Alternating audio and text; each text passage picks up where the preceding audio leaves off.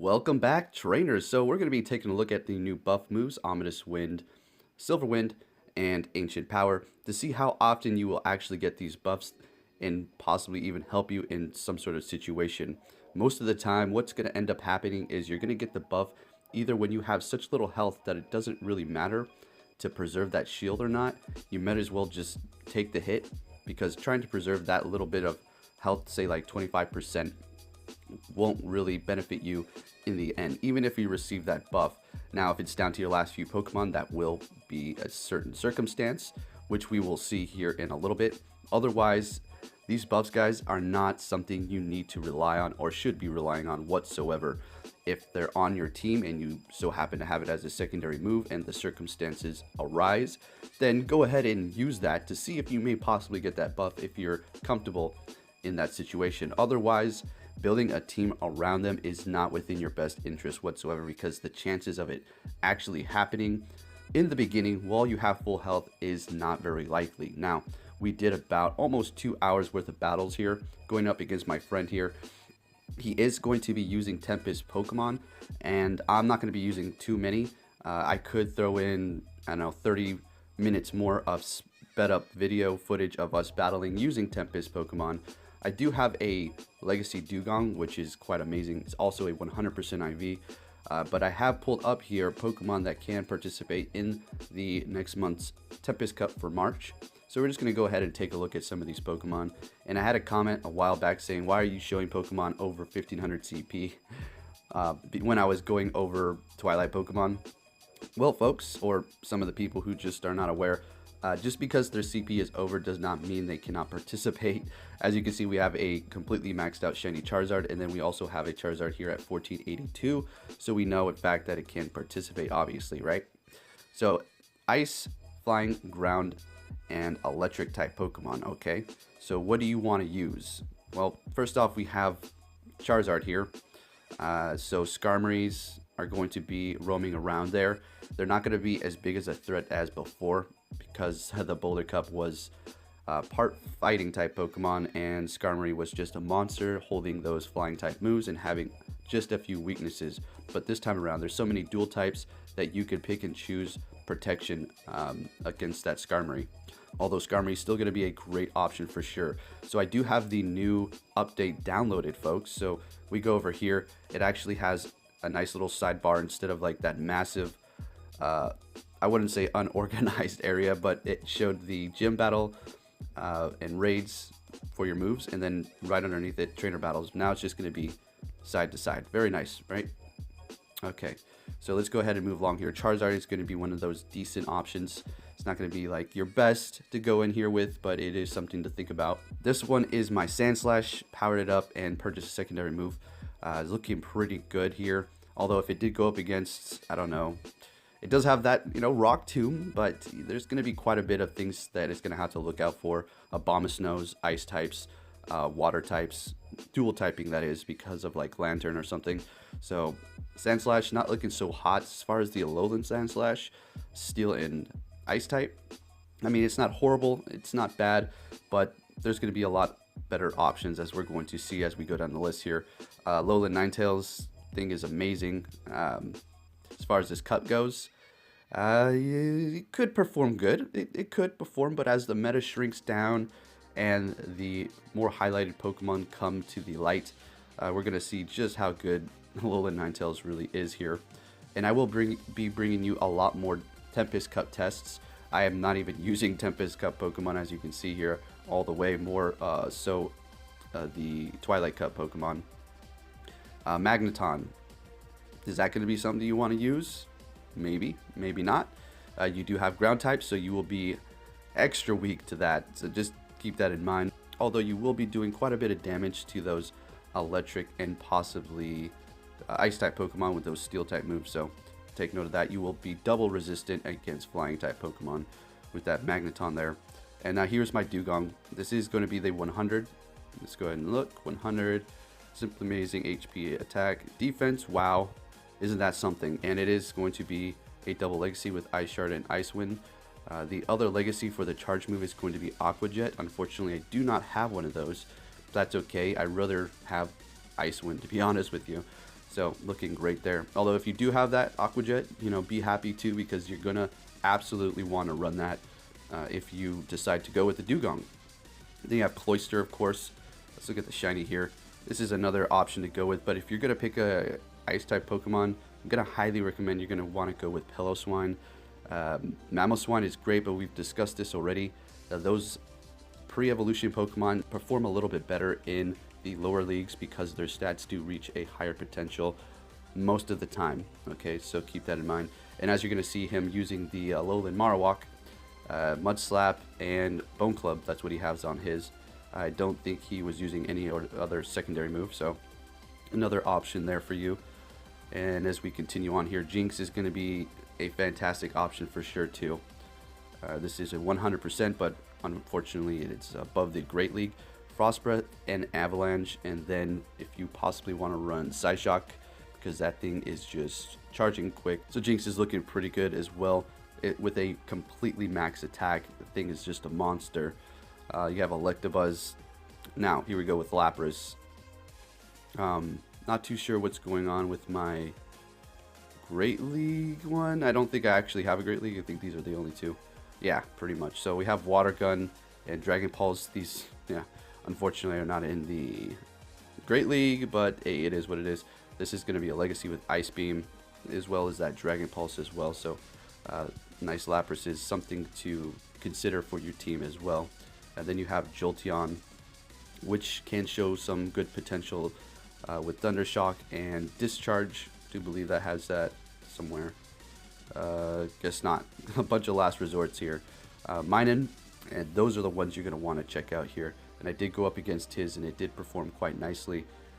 So moving along here, we have the legendary birds. Zapdos, is that something you're going to actually want to run? As we can see, this is the Great League potential here.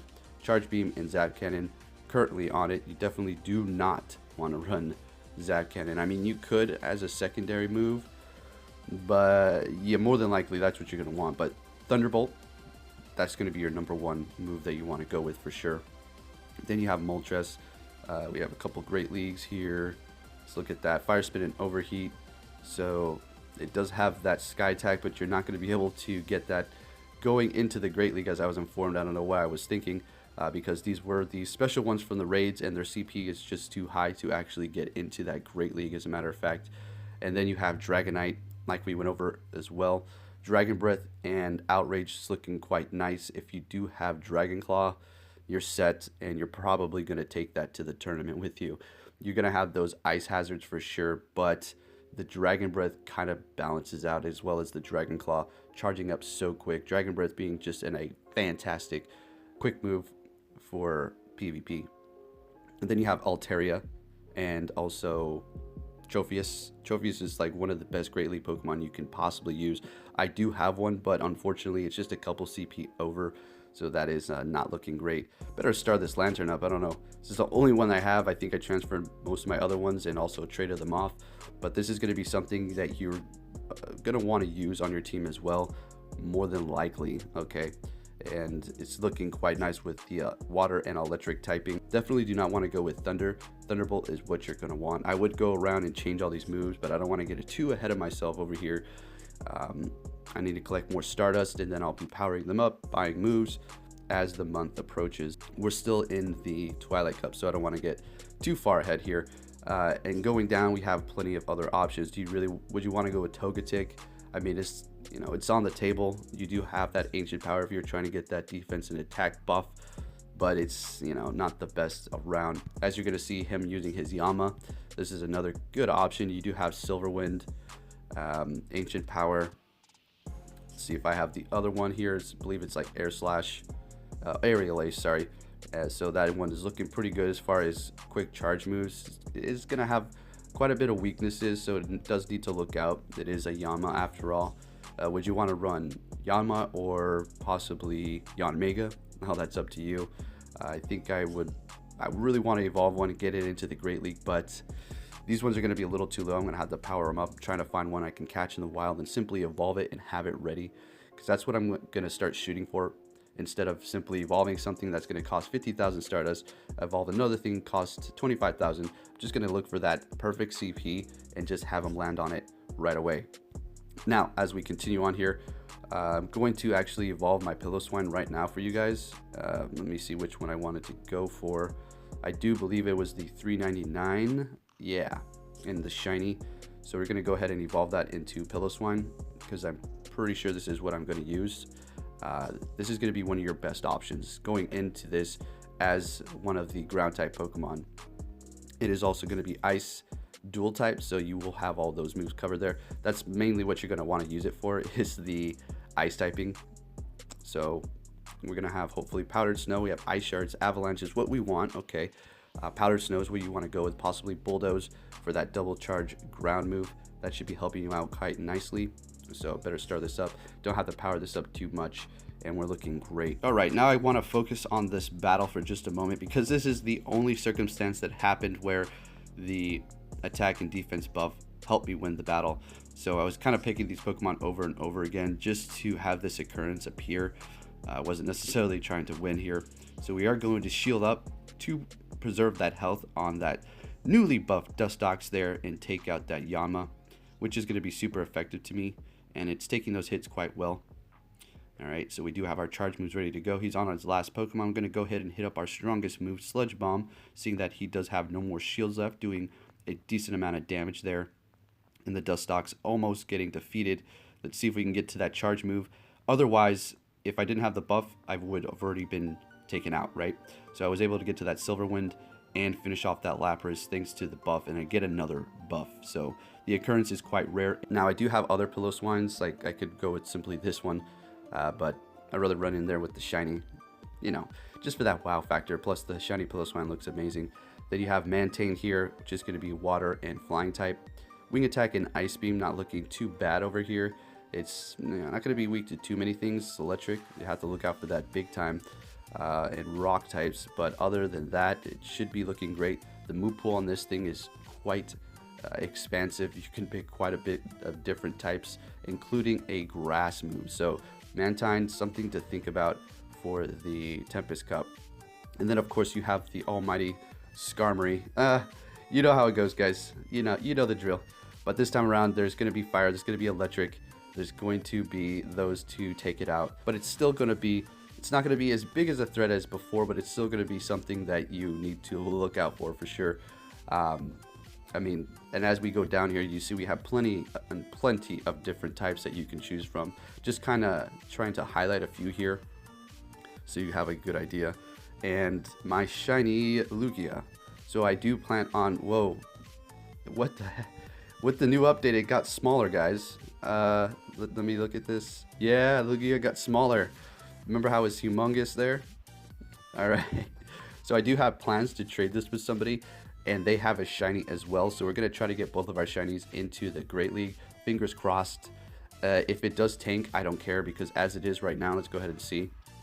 It's not even, it's strong HP, okay? So I'm not too worried about it if it, tanks, but it doesn't tank far enough to get into the Great League, because it's, its IVs aren't great already. So Lugia, another option you may want to consider. Yes, it will have those weaknesses, but it's such a tank, those kind of outweigh it, and especially since it has Sky Attack, double charge move, doing a pretty good amount of damage. So yeah, then you have Marshtomp, one of those MVPs in the Boulder Cup, and it's actually going to be pretty good yet again coming into this Tempest Cup for sure. Mudshot, Surf, and Mud Bomb is what you're going to want to run on this thing. Mudshot has some extreme high energy gain to get off of those Mud Bombs very fast, as well as the Surf, so that is something to consider. But as we already know from my cup, we were using Swampert here, and it does get to Surf a little bit quicker than Marshtomp. But on the other hand, it does have one single charge move for the ground, and that's going to take you a little bit longer, but hitting pretty hard and charging fairly fast as well. You will not have too much coverage, so that is something to look out for, as well as the Abomasnows coming in and completely destroying you. Then as we go on here, we have plenty of other Pokemon, as you can see here. Manectric, a pretty interesting Pokemon. It can actually learn a fire move, so that is something to consider for those possible Abomasnows that you have to try to take out.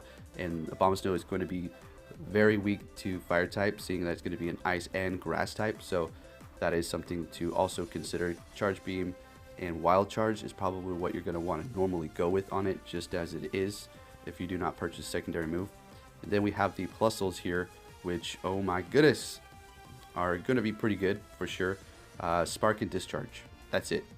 Alright, that's what you're going to want to run on it, and this is a 100. Look at that, and that's something pretty good. So I do have a nice shiny as well that is sitting at 1344 that I have to just hit up a couple times on the power up there. So that one's looking fantastic. As far as Minum, is this one looking okay? I mean, yeah, this one has a little bit more defense basically. So if you wanted to run both of them, hey, go for it. But if you run into a ground type, better look out. But you do have Swift, so if you did run into those ground types, you will be able to at least get off neutral damage with that Swift there. Then you have Flygon, which is going to be another great option. But you do have to look out for those Ice type Pokemon being extremely weak to that Ground and Dragon type.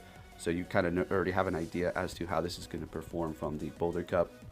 Altaria, yeah, that's, you know, that, let me change this name here. I'm pretty sure this is going to be in there a lot as well. But on the bright side, it is going to be extremely weak to Ice because it is going to be Dragon and Flying. So, I mean, that's a plus. It's not like it's going to be going into this tournament with hardly any weaknesses. So, yeah, also weak to Rock and Dragon, of course. Wishcash. Now, yeah, something you may want to consider as well. We already seen the performance from the Boulder Cup yet again. Mudshot and Mud Bomb. And you could run Blizzard. I mean, you would have coverage for those ground types. Although, I mean, yeah, if you wanted to run Water Gun, that's all you. But you may as well go with Mudshot because it's gaining so much energy for your charge moves. You'll be able to get them off a lot quicker. Blizzard will charge fairly quick, and then you'll be able to cover those ground type Pokemon if needed there. So Wishcash, another great Pokemon on the list for sure. And then here's my Trophius. Oh, it's 82 points above. Alright, so I'm sure I can go and find somebody who's going to trade me this and possibly get one below the Great League so I can use it because this is one of the best Great League Pokemon that you can have possibly at the moment because of its current movesets. Not these ones here, but with its grass moves. So it does have Air Slash as well. Aerial Ace is looking quite nice. Doesn't take much energy to gain whatsoever. So that is another option that you may want to go in with this Pokemon here. And this is also something you may want to consider. Pretty tanky, and it has some pretty good movesets as well. So that is also on the table there. And then going down here, here's one of our grass types that we can look at here, Torterra.